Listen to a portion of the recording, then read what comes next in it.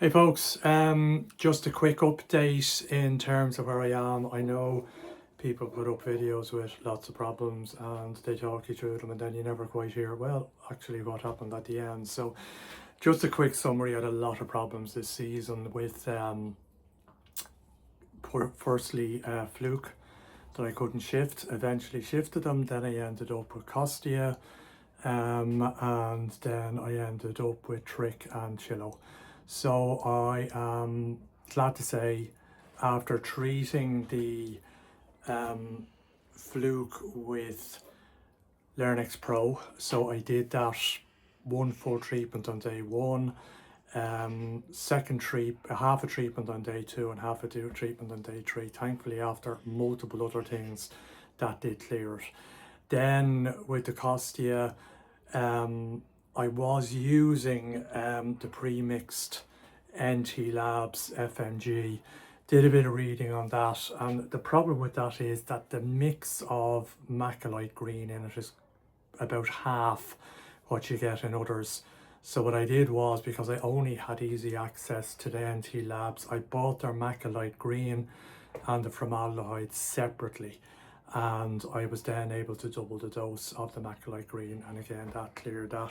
So that is roughly how things have been going. The weather hasn't been great. We had a nice sort of couple of weeks in, I think, late June, maybe early July, and since then, I don't know about the UK or the rest of Ireland, at Dublin it's been, you know, sort of 18 to 20 degrees and dull, drizzly and windy at times as well, so not hectic. The pond is currently at around 19 degrees, which is it's all right for this time of year.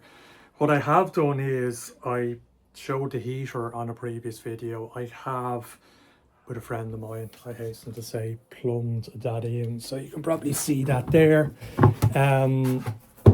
This is the outlet and this is the inlet. It's closed off at the minute. It's not connected to the electrics. I did move the pump back. The pump was there purely servicing the trickle tower. So the heater is bypassed and I have this one open. So when the heater is running, I'll be able to close this and open these two, and the water will flow out and back up. So the plan at the moment is only to heat up to about 22 degrees, so that shouldn't be hugely expensive. I'll just show you the heater outside. The fishies are good, thankfully. You know, you see the odd bit of flashing. The odd bit of flashing, to be honest, I don't worry about. I did have my Shiro who developed a couple of ulcers. Now, they did to me, there was damaged scales. They were more, there was a bit of chasing and probably spawning type behaviour going on. So I took him out and treated him. Had to do it twice because I didn't remove the scales the first time. I removed the damaged scales the second time, and he's now fine. He's perfect. So I did scrape him as well, and there was nothing. I did, by the way, I had two large kuhakus that I was going to move on anyway. One of them just died completely, and I saw that, I just went, oh no, what's wrong now? But I took it out and I scraped it, and I scraped one of the other fish and there was nothing there, you know. So it was, people said, I spoke to a few people, just one of those things, you know, fish, like people, can die suddenly. Maybe it was heart or tumour, you don't know. It wasn't bloated or anything like that, it looked perfect. But unfortunately I found it dead. And I did look at the fish the night before and everyone looked fine. Because I do check them at night, because they tend to flash more at night, I find, if there's problems. But anyway, fish wise, and I have moved on 6, 2 just went today. There was a goshki that lost all its benny. There was a sagi which hadn't really worked out for me. There was a lot of black sort of shimmies on it. I have a smaller asagi to see how that does. There was the other large kahaku that was nice enough fish. There was 2 sort of kajaku things that I didn't like. My wife and my son decided to buy them last year. I didn't like them, so they moved on. Here is the heater and the remnants of the sorry, the net from catching the fish earlier. As you can see, it is a 20 kilowatt heater, that I bought second hand, which is way oversized for my pond, but it should still work fine. There's where it goes into the walls. I had to drop this down on 290s because if it went straight in here, it was going into the return pipe, and I didn't want to bother moving that. It was easier just to drop it down. But the problem is with it, despite chasing an electrician who actually was the electrician who built the house nearly 30 years ago, or who put the electrics into the house when it was built, and has done various jobs for us over the years, I have been chasing him for 6 weeks and he just keeps letting me down. So I will give him till tomorrow.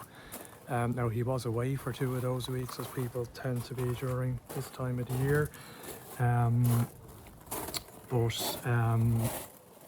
Yeah, I'm just a bit pissed off because I have the heater now, I'd say about 2 months, and it's plumbed in 3 weeks.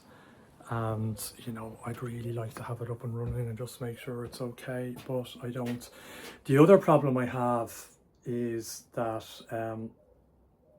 you know, it's a heater that's going to run at about 13 amps regularly, probably not up that high, but it needs a fairly substantial cable. Now, I'm told by an uncle of mine who's an electrical wholesaler, a 4mm cable will be fine. The one that's on it at the minute is a 6mm, but it needs to have a breaker in here preferably. And a couple of people I've talked to, the way our house is wired, if there's a problem in the house, the sockets are all wired into the one circuit breaker.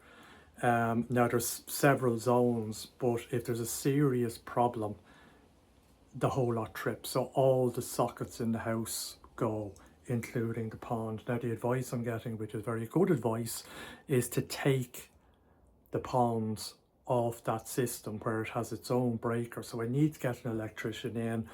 It involves the consumer unit with all the circuit breakers in the house.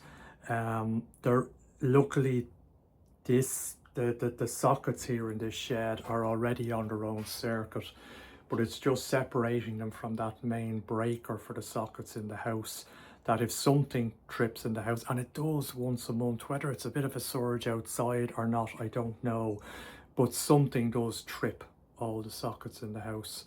It could even be a dodgy breaker in the box, I don't know. But it takes out the pond. It's grand when I'm here, I just flick it back up and that's it. But if I'm not here, it could be a problem, or if there's nobody here, it could be a problem. So especially when you're heating a pond, because oxygen is key. It's not the fact that the pond will cool down is the problem, it's the fact that your filters are running, your pumps are running, there's oxygen. If the water's up to 24 degrees and suddenly everything stops, the oxygen level drops in the pond very quickly, and the bigger the fish, the more likely it's to be impacted. So I've got to get an electrician. Now, I did all these sockets myself when I put the filter in. You know, I'm handy enough with electrics, but when it comes to a consumer unit, not only would I not touch it, but secondly, it is illegal. Like, it has to be a qualified electrician and it has to be signed off if there's any changes made to it. So I need to get somebody out, hopefully in the coming week, to do that. The other thing I've been doing is, and it's hidden in behind here because things are a bit of a mess between moving fish. I've been trying out accessory clay. You know, a couple of people have said to me, well, you know, if last year and this year you had problems with parasites, maybe it's the fish's immune system, maybe you need to look at something. So I'm having a look at, you know, I think my food, I'm not feeding Saki Hikari, but the food I am feeding is pretty good quality, so I'm happy enough there. I did try a bit of cucumber, they weren't interested in it. I will try the accessory clay because it does add minerals into the water that's supposed to help them. I did see an interesting video the Koi partner put up about a guy in the Netherlands who has bred some champions, and he puts in vitamin C, so just standard vitamin C powder, and I think he puts in 5 milligrams 1,000 litres or something, and that might be something to look at as well, just to boost their immune system. But it is definitely something that has crossed my mind. So any comments on that, let me know. What I hope to do in the next video in a couple of weeks is have that heater up running and talk to you just about how much it's increased the electricity bill. Now I presume this year, because I'm heating very little, and it's quite warm and it sort of extracts heat from the ambient temperature, it should be fine. It's when it gets into sort of October or so, and I sort of see myself maybe running it until December time frame, or end of December, depending on what the weather's like, and then turning it off for 2 or 3 months, let the fish have a winter. As soon as it starts to warm up again, I'll turn it on. Now I think the maximum, because it's a they are swimming pool pumps or heaters, that's what they're designed for, the minimum temperature is 15. That's a fair whack to be heating to when, during the winter, although I'm covered, it does drop down to about 9 degrees. So heating that pond, that volume of water, up by 6 degrees, I would imagine would be quite expensive, but there's only one way to find out. So I will leave it at that. Any comments, let me know. I went a full 11 minutes, but just to bring you up to speed and let you know how things are going, rather than just have another one of those stories, oh, I'm having that exact problem, and it just sort of dies and you never hear what the outcome was. Okay, talk to you again. Cheers, thanks.